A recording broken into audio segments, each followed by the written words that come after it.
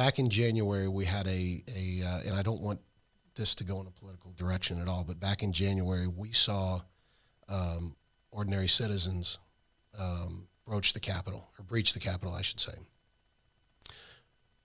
We got out of Afghanistan.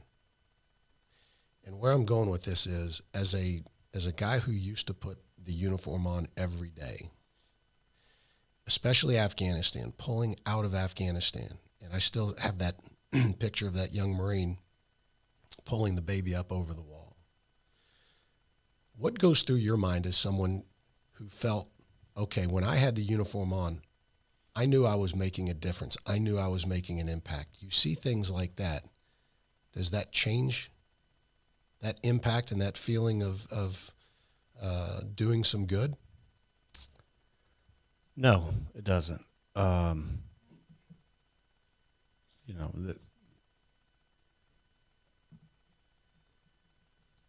Obviously this is an apolitical organization here with Carry the Load, but personally, I would have liked to have seen when we're talking about Afghanistan handled differently.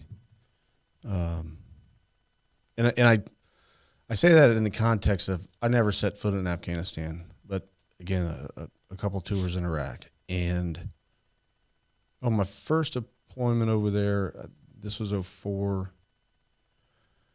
We just captured a guy at night, and we brought him back to the detention center where we were kind of doing some in-processing. And I was standing outside waiting for that to be done, and I was standing next to one of our interpreters.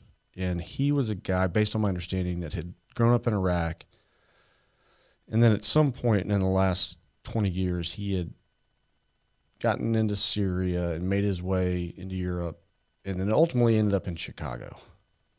And had been in I want to say in the mid-'80s, he got to Chicago. And he said, it took me 4 years living in your country in Chicago. Because I kind of asked him, what do you think about all this and us being over here? And he said, you got to understand that it took me 4 years living in an apartment in downtown Chicago to figure out that no one was going to kick in my door at night for something that I said or my family said and drag my family away. And he said, it took me 4 years living in your country to figure out really what a democracy and freedom and what those tenets are all about, those ideals are all about. So if it took me 4 years living in your country, then you can imagine what it's going to take for the folks over here that are trying to establish some of those same ideals in the midst of what was a civil war. He said, it is not going to be easy, and it's going to take a long time. And so, all that to say, I think we obviously, who knows? Again, I don't want to get political. I just would have liked to have seen it handled a little bit differently. And I think, there's a long-term view there that I think a lot of people lose sight of. And going back to World War II, you look at where our bases are today in Europe, in Japan, and in other strategic parts of the world. There's a reason why we're still there. Sure.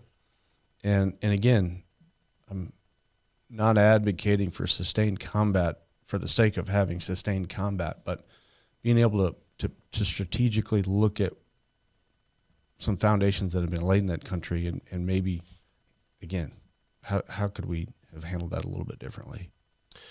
Well, and really and truly, when I'm asking this question, I'm curious from the standpoint of this is, and you pointed out we're an apolitical organization, and that's one of the things that I always tell guests on this show. This is not, I don't want to be political, but there are things that happen that cross over into the political realm as well as the military realm. And what I heard more than anything the outrage that I heard from certain people, it was all military guys that, well, I shouldn't say that, vastly, it was military guys that were upset about us pulling out of Afghanistan. And the reason is because all of a sudden there becomes a question mark of why their friends died. Now, it's really easy to debate this and be right, and it's really easy to debate this and be wrong. So from your standpoint, did that ever cross your mind? Why did my friends have to die? Yeah, yes, for sure. But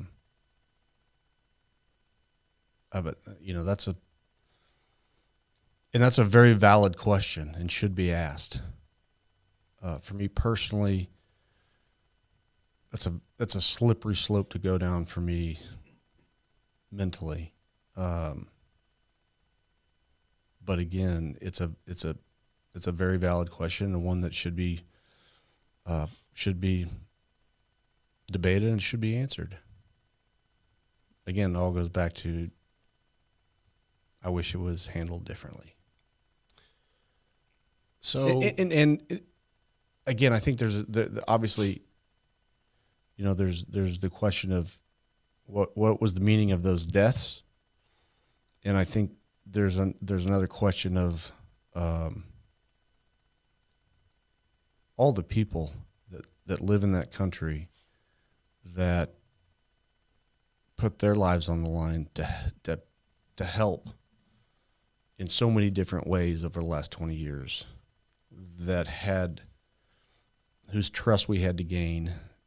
And again, the way it was handled, I think it sent a different message than the one that I would have wanted to send, the way we handled that. And not only for those people that continue to live there, but if you look at, other countries that, how they view us being the United States. right. And the long-term ramifications of that.